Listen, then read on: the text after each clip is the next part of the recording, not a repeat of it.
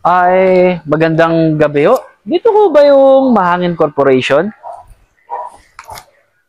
Dito nga. Puka. Ay, maraming salamat to.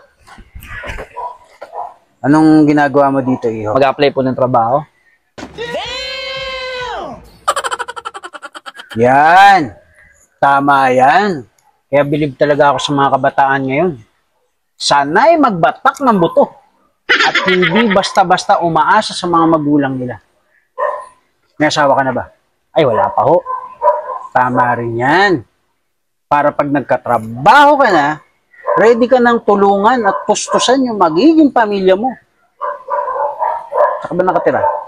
Sa Maynila ho. Eh, kaso nakikitira lang ho ako.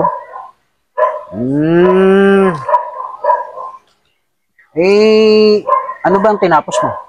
Elementarya lang ho. Pero masipag po ako. Yan ang gusto ko. Masipag. Eh, manager, tanggap na ho ba ako? Ay, hindi.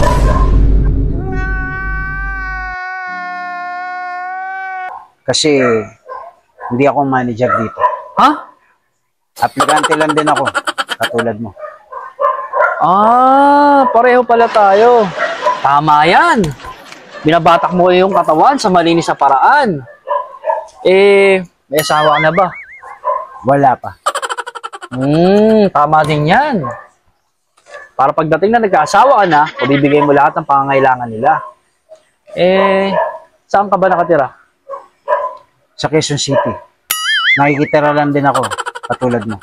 Ayos. Eh, ano ba tinapos mo? Elementarya lang din. Pero, masipag ako. Ayos. Manager, tanggap na ho ba kami? Pensa na. Wala akong bakante. Nye, una na po ako manager.